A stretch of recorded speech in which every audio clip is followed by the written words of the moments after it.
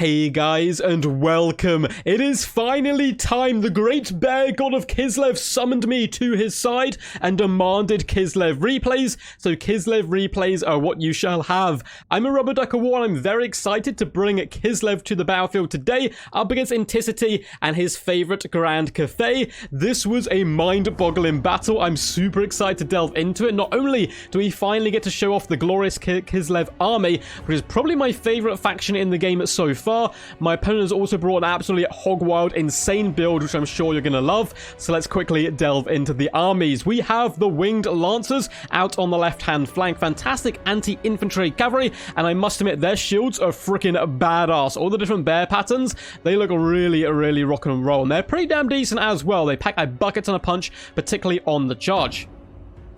Next along the line, we have some heavy war sleds. War sleds in general, both the light and heavy ones, are fantastic utility units. Really decent long-range AP. They're fast, they're mobile, and boy oh boy can they pack a punch on the charge and in combat as well. Think of them like Empire War Wagons. If Empire War Wagons were decent and could fight in melee, they are so badass, and I love the giant bears pulling the sleds along. In the far side, we have some basic cheap horse archers, another unit of winged lancers, and in the center, we have the war bears. The war bear rider unit is amazing. It is stupidly tanky, and I love everything about it. Not the best armor, 95, but a decent HP pool gives them certainly some good stand-in. Whoever did the designs and models and animations on all the bear units, you should take your hat off, and we should be bowing before your majestic might, because they look insane. I love their animations, particularly their running ones as well. And leading the battle charge, we have Constantine, who is kind of this mad warrior priest type figure. He is devoted to the great bear god, and he shall rest at nothing until his glory is spread amongst the world. Comes in with his really cool customized warbear. A lot of the characters who ride them have their own customizable ones, and they look particularly badass or custom ones. You can't actually change them yourself, unfortunately.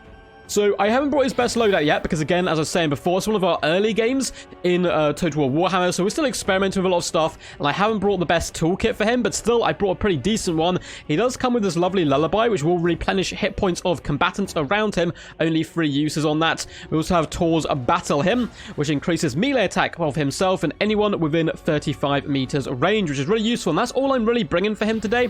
He does have the usual Kislev stats, also Ursun's Ward here, which does replenish hit points when he gets below 25%, and his Brazer's Mace, which again, when below 50%, makes him hit all that much harder, and you'll get that quite a lot with him. The lower he is, the weaker he is, the harder he fights, and that kind of goes in general for Kislev. They have this really cool faction ability, actually delve into super quickly here. I know you guys are eager to get to the battle, but all of the Kislev units have something called By Our Blood. When their leadership is wavering or lower, they become unbreakable for 30 seconds. They are such a awesome faction. They hold the line at all costs. For my opponents, he has some peasant horsemen. Looks like some up on the flanks and some in the middle. So it looks like 3 units to kick us off.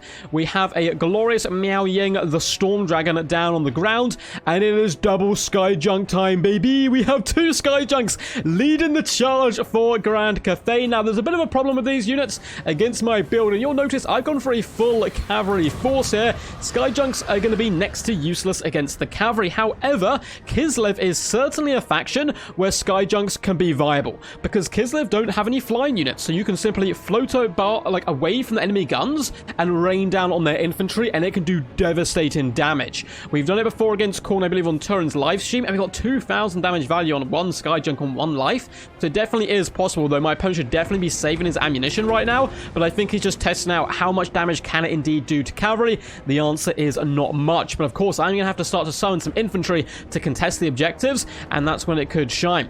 You see the heavy war sleds do move up here onto the glorious little ridge to lace a couple of shots towards the Sky Junk. I then see the giant dragon coming forward. I'm like, yeah, I should probably start focusing that down instead, and we get fire from afar. Our opponent is summoning in some decent Iron Hail gunners, but the Sky Junks are really starting to bring the pain. I am moving up all my cavalry as well. My opponent is contesting the objective on the far side. Not too worried about that. They're just peasant horsemen. I should be able to force them off relatively quickly. He's got a couple of units moving up on the left, though, to objective 1 in the form of Jade Warrior Halberds. I'm far more scared of them than I am of anything else so far. And you can see Miao Ying is taking some considerable damage here from the heavy war sleds. Their missile damage is honestly no joke, and they can really poke down large targets. I've had a lot of success success with them up against the Terracotta Sentinels, just whittling the enemy down, and they simply can't catch up. Skyjunks continue to launch shots in at the Winged Lancers, doing some pretty decent damage there on the volley, but again, when you see them against infantry, that's when they certainly do shine. Our Horse Archers doing a decent job just poking down Miao Ying. She has 100 armor, but no shields or anything like that, so as long as I can just slowly drag her down, I'm a happy ducky indeed. Now, we do bring some infantry on the field in the form of the armored Cossars here, and they're doing, you know, not too bad. They're going through the fire and the flames at the moment, not taking any shots just yet, which I'm rather thankful for. The Bear Cavalry is going to start moving up. Likewise are the Winged Lancers. I see the Iron Hell Gunners a little bit isolated, so Lances are loaded, and we're going to charge in. We do get countercharged by a dragon, but we shall stop our charge for no man or dragon.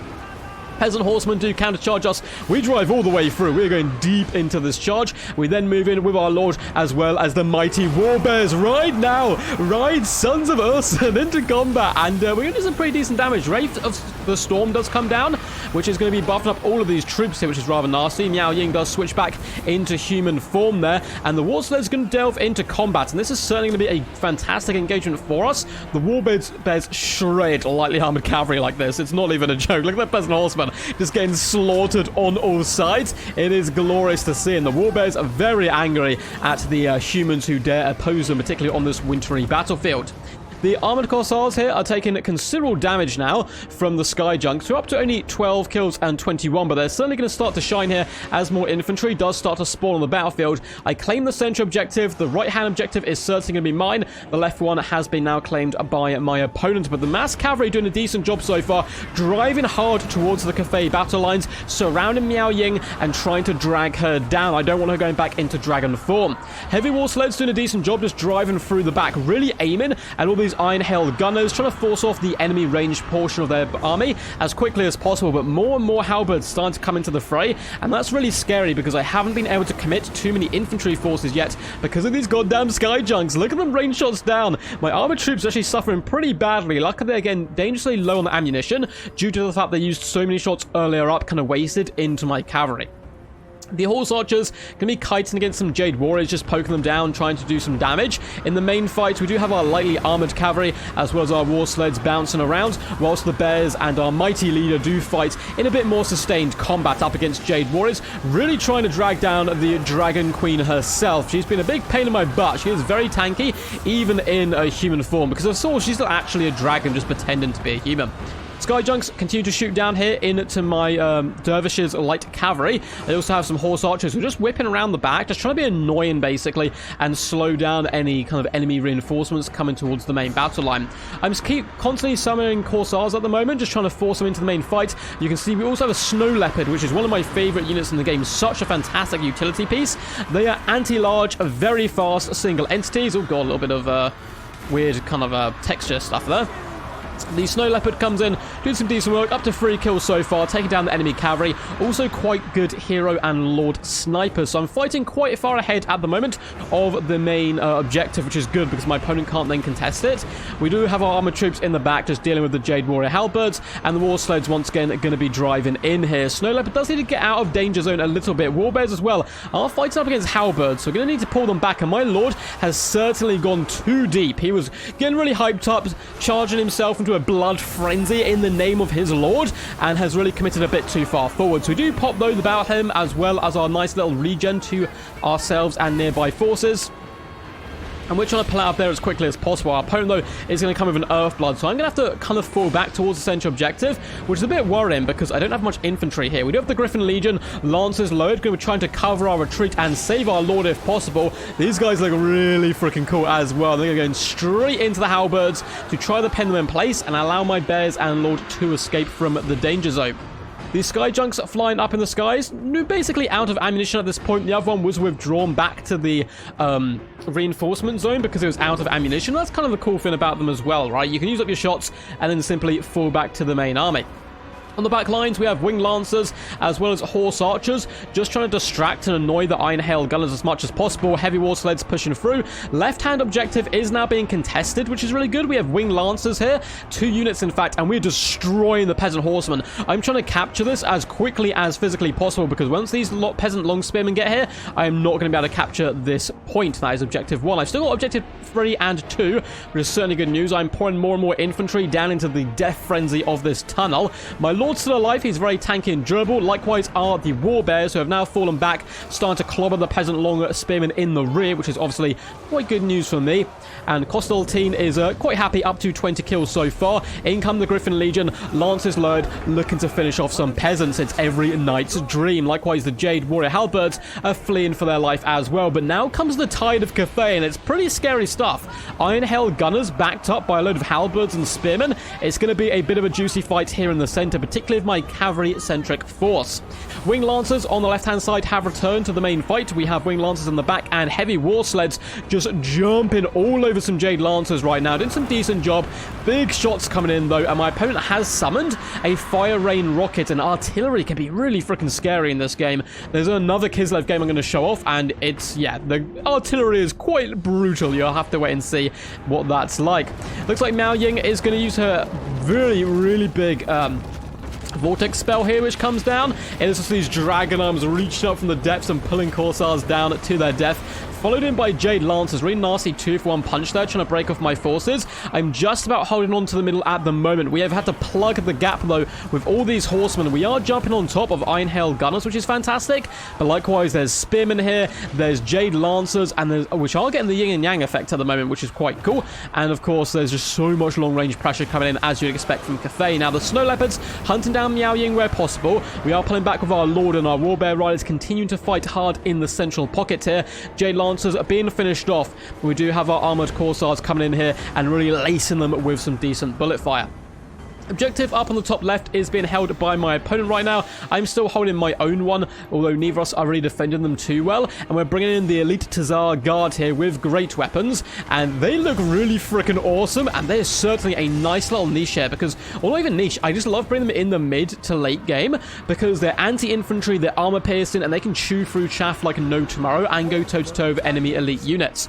In the center, we are starting to break and crumble, though. The Snow Leopards are being forced off, unfortunately. Likewise, the Winged Lancers and Warbears, they've simply stood too long up against the halberds and spearmen, which is my fault, and we are starting to fall back, though we are becoming unbreakable for a while, as you can see from the little symbol above our head. Our Lord continued to fight, though, despite the odds are stacked against us in that middle fight. Wing Lancers attempting to pressure the back. I do have a war sled here, which is idle. I really need to be putting this back onto the Fire Rain rocket, which is up to 54 kills now, and doing devastating damage to all of my infantry. It's really quite scary, and it's allowed my opponent to claim the central objective. Now, we've got quite a big scoreboard, or score lead on the tickets. We're up to 3,400 nearly tickets. My opponent 2,100, but he's starting to gain a bit of advantage. In the center, our Lord is continuing to strive for victory. I'm trying to pull out as quickly as possible. This goddamn Miao Ying is hunting me down, though, like an evil supervillain, floating along on purple storm lightning.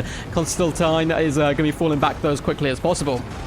The Tsar Guard have arrived, which is good news for me. We're also moving our armored troops into combat. The majority of our troops, luckily, for Kislev are hybrid units. They're gun units as well as combat units, so they've got quite good dual utility. Peasant Longbowmen getting obliterated by some friendly fire there, and now our Tsar Guard have managed to push through and into the center. This is quite crucial for us right now. They've got such good stats in general, good armor. They're supported by a Snow Leopard, and we are fighting to the death. You can see we do pop the Crystal Sanctuary, because I have indeed summoned a glorious Frost Maiden to the battlefield. I'll very quickly go through her stuff. I know it's the first time you've seen her, so we bring some spells. Glacial Blast. We have Snowflake Pendulum, all this good stuff. Ice Maiden Kiss, which is a nice tear-shaped attack. Crystal Sanctuary, 60% damage resistance, which is amazing. And Heart of Winter, air effect damage spell, which slows. The longer you're in it, the more damage it's going to do. And that's just what we're coming in with today. Down it goes, the Heart of Winter. My opponent's swarm in the middle objective. Our general was nearly dead, but the mage doth arrive. Look at the damage going down this big core on the Jade Warriors, on the cavalry, on the peasant long spearmen. They are dying in droves, frozen before the might of Kislev. The mighty Kislevites, they fought in this before. This is nothing but a sweet summer's day to them, and it does allow me to get rid of the halberds, which really plagued me earlier on in the battlefield. I would have loved to bring that caster in, the Frost Maiden, a little bit earlier. I think it could have been huge. We've got a big 5R generals. Miao Ying, very low HP. Likewise is my lord, though. Bit of a scrap going down in the center, but I'm so happy the Frost Maiden has indeed arrived. We have Wing Lancers coming into the fray as well. I'm desperately fighting for the central objective. Over on the far side, my opponent has summoned Peasant Horsemen, floating over to Objective 3 to try to wrestle it from my hands and actually get a triple cap here. We do have halberds moving up to support them as well, which is really scary stuff. My opponent hasn't protected the left side too well, though. If I can get some cavalry whipping around here and summoned onto the battlefield, that'd be really juicy stuff. We do still have that lead, though, but we are barely clinging onto it. Snow Leopard bounds towards the dragon. What is a dragon to the might of a Snow Leopard? Not too much, it would seem. Snow Leopard knocks Miao Ying down, and the second one comes in as well, trying to feast on Miao Ying's soul. Now, she probably will go down here, and this is such a good play by my opponent. So, he summons her into the dragon mode. My leopards are anti-large, though, so she probably still will die here if she commits to a fight. But while she's in the sky, I can't hurt her, and then my opponent can withdraw her back to his main army. Yes, it means he won't get her on the battlefield for quite some time. He'll get some of the money back, though, and he won't get the army, the general loss for the army, for the general dying there. Warbears still going strong, 5 models left, still trying to dart into the back line and shut down Jade Lancers where possible. Both Snow Leopards are continuing to scrap. We still only have, we have 2 objectives. We've actually caught Objective 3 back, which is nice, or at least contesting it with some of our cheap skirmish cav, trying to pin in the Peasant Horsemen. And now we have the Griffin Legion on their way. Griffin Legion should quite comfortably be able to win this top fight, at least you would hope, but we do have those pesky Jade Warrior halberds on the way. So the center is still held by the mighty Kislev. This top objective I should probably start pushing with one of my Snow Leopards or cavalry. The main fight has gone very grindy. We still have our Lord alive. He is buffing all nearby troops, which of course is absolutely delicious. Iron Hell Gunners are pushing in, the Peasant Long Spearmen are pushing in, and they're force pathing past my Snow Leopards. This goddamn Fire Rain rocket is up to 90 kills. It's done so much damage there. You see our lovely Tear spell coming in, trying to hold the middle, but Cathay does wrestle control of the middle from us. They also wrestle control of the top right objective, and we're currently 3 down. We're so close, 4,720 tickets. We just need to get to 5,000, but my opponent is closing in. I'm chucking everything at this middle objective. I just need the 1. It's all I need right now. Come on, just share. Our Lord's still going strong. He's been fighting all day. Very impressive his durability in the battlefield. The dervishes are also floating around the back, chasing off all of the enemy range units, but I need them flooding into the central objective to claim it. I'm still not capturing it, though. The Tsar Guard getting to work on the Peasant Longspearmen. We need to carve our way through them. Oh god, a little bit of weird clip in there. Tsar Guard need to clear through the Peasant Longspearmen as quickly as possible. We're coming in spells as well from the Frost Maiden, but my opponent has actually started to take the lead for the first time in the game and is at the very death. He's pouring in these poor peasants, putting their bodies on the line, and I'm so close, but my opponent's starting to take it from me. The left objective is still well and truly Cathay. The right objective is in my opponent's hand. The Hellbirds have managed to hold firm, and it is a close victory for my opponent. A Pyrrhic defeat for us. We weren't quite stable enough in the late game there to hold victory, and I think that corpse of the dead bear on the ground with its rider crushed underneath it really sums up our day there. We were so close, but not quite there. Well played to Anticity. An awesome starting build from him coming in with Grand Cathay, and a wild game for sure. It was so awesome. It was so much good fun to play. I almost couldn't believe. I thought I had it in the bag, but you should always continue to scrap in this game mode because, hey, you can turn it on your head. We had such a dominant lead, but alas, it was not quite enough. And you're going to see way more Kislev games in the future. In fact, I think tomorrow's replay will most likely be Kislev versus Grand Cathay again on this map because I had another amazing game, which is almost equally as close against Darv Plays, so maybe we'll showcase that one next. Only time will tell, but our Lord, I'm going to keep mispronouncing his name, I think, but Kostaltine, I think is how you pronounce it. 74 kills, 2,000 damage dealt, so durable, and my god, Warbears are just a work of art. In fact, I'm going to delve into all the kills, damage dealt, and gold value and stuff in just a second, if you guys are interested in that kind of thing.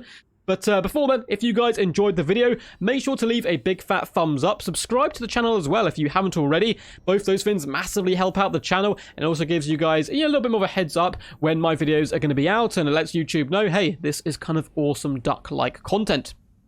Feel free to comment down below as well what you thought of the battle. I've been really enjoying the just kind of excitement about Warhammer 3 from you guys in all my comment section. I've been loving to reply to you guys as well, so feel free to ask questions down there, comment what you would like to see in the future, or simply yell quack in support if you would like.